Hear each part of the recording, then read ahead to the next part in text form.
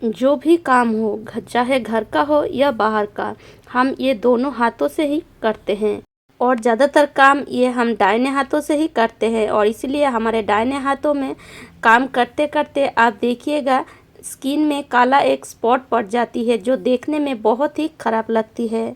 और ये हाथों को अगर हम थोड़ा सा केयर करें तो ये जो काला स्पॉट है हम बहुत ही आसानी से इसको निकाल सकते हैं।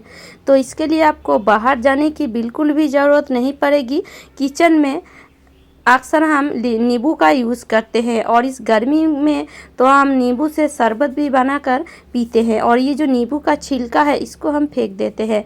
पर इस छिलके में आप थोड़ा सा टूथपेस्ट लगाकर अगर किचन में काम करते करते ही हाथों को इस तरीके से थोड़ा सा घस लेंगे लगभग 1 से 1.5 मिनट तक, तो आप देखेंगे धीरे धीरे आपके हाथों में जो काला स्पॉट पड़ गया है वो बिल्कुल धीरे धीरे निकल जाएगी।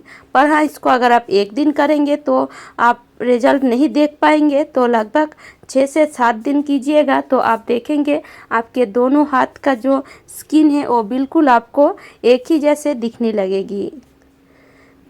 तो इस तरीके से हम हमारे स्किन को बहुत ही आसानी से केयर कर सकते हैं। हमें बाहर के क्रीम या पार्लर जाने की भी ज़रूरत नहीं पड़ेगी। घर के ही चीज़ों से हम हमारे हाथ या स्किन को केयर कर सकते हैं। देखिए एक ही दिन में आप देखिए हमारे दोनों हाथ से थोड़ा सा तो फ़र्क आपको दिखाई होगा, थोड़ा सा कालापन इस हाथों से गया है।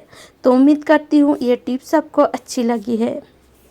रोज़ तो हमें खाना बनाना पड़ता है पर साथ ही साथ थोड़ा सा बचत भी हमें करना चाहिए। जैसे अगर हम थोड़ा सा गैस बचा लें तो 1 या 2 दिन तो हमारा चल ही जाएगा।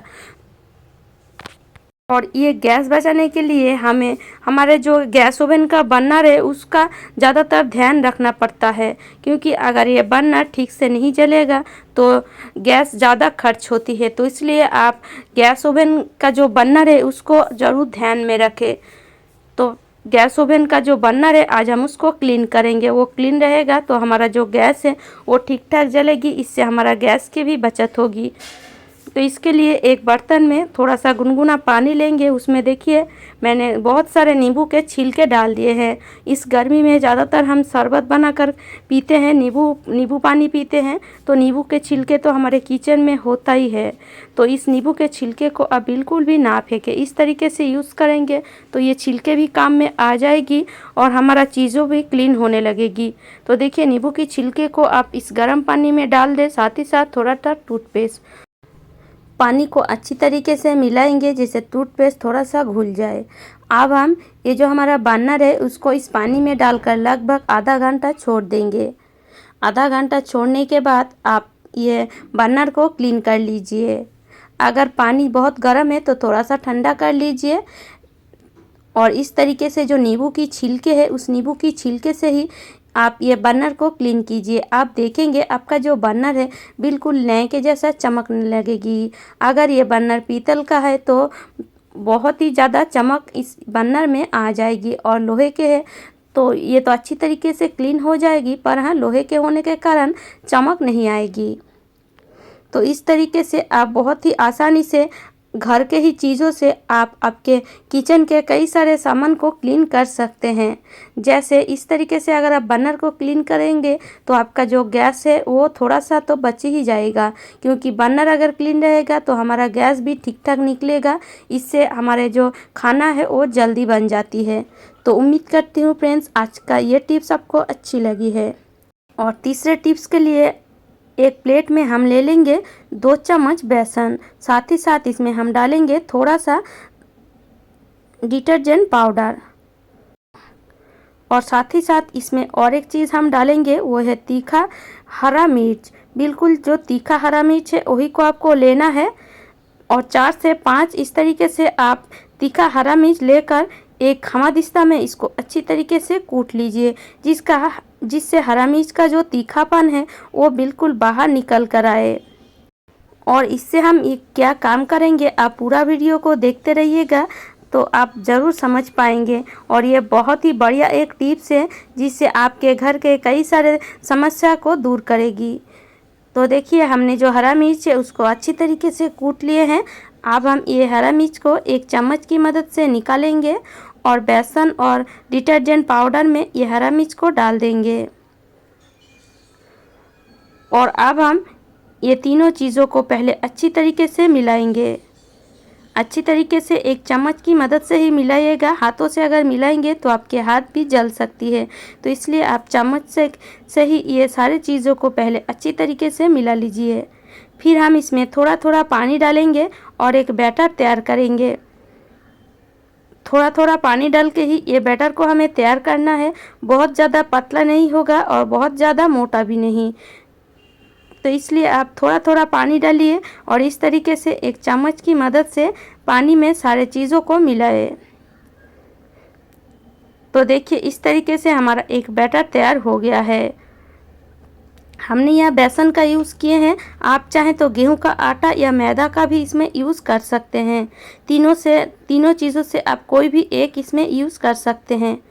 तो चलिए अब हम इसको कैसे यूज़ करेंगे वो भी देख लेते हैं। तो इसके लिए हम यहाँ लेंगे एक पेपर, जो कागज़ का पेपर या कागज़ का कोई भी हिस्सा आप ले लीजिए और इस तरीके से पेपर या कागज़ में ये जो हमारा बैटर है उसको हम लगाएंगे। इस तरीके से चम्मच से लेंगे और ये पेपर में और यह कागज़ में ये सारे बैटर को हम लगाएंगे। और ये किस काम में आएगा वो भी हम दिखाएंगे आपको, तो आप देखते रहिएगा तो आप बिल्कुल समझ पाएंगे। तो वीडियो को स्किप करके बिल्कुल भी ना देखें, नहीं तो थोड़ा बहुत अगर मिस हो जाएगा तो आप बिल्कुल भी समझ नहीं पाएंगे इसको हम क्या काम में लेंगे। तो इस तरीके से आपको पूरे कागज़ में या किसी भी न्यूज़पेपर में ये बैटर को थोड़ा सा मोटा करके लगा देना है। और इसको आपको रखना है आपके जो गैस ओवन के नीचे।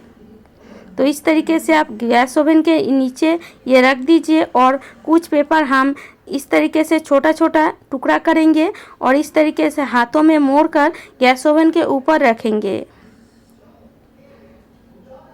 और ये हम क्या काम के लिए यूज़ करेंगे, आपके घर में तो चूहा होगा ही होगा। और अगर आपके घर में भी ये चूहा बहुत ज़्यादा उत्तम मचा रहे हैं, आप समझ नहीं पा रहे हैं इस चूहे को आप कैसे भगाएं, तो ये तरीका आप ज़रूर एक बार आजमा कर देखिएगा।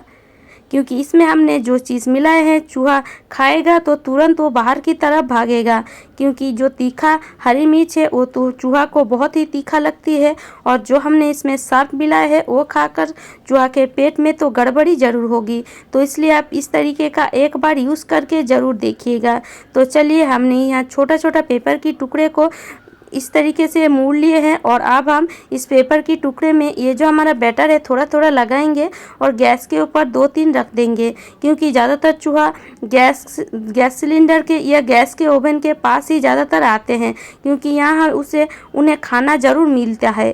तो आप जब भी किचन में इस टिप्स को अपनाएं तो आपके पूरे किचन को पहले आप अच्छी तरीके से साफ़ कर लीजिए। साफ़ सुथरा किचन में ये टिप्स को अगर आप अपनाएंगे तो बहुत ज़्यादा काम में ये टिप्स आएगा। क्योंकि चूहा को लगेगा किचन में खाना है तो तुरंत इसको ये खाने लगेगी, और जब भी चूहा खाएगा तो उसके शरीर में एक बेचैनी तैयार होगी और इसके लिए वो बाहर की तरफ तो ज़रूर भागेगा। और हाँ, घर में किसी भी जगह आप पानी बिल्कुल भी खुला ना रखें। अगर खुला पानी रखेंगे तो चूहा उसमें मुंह मारने के लिए ज़रूर जाएगा ये खाने के बाद। तो पूरे किचन को साफ़ सुथरा रखें, पूरे घर को साफ़ सुथरा रखें, फिर आप ये टिप्स को अपनाएं।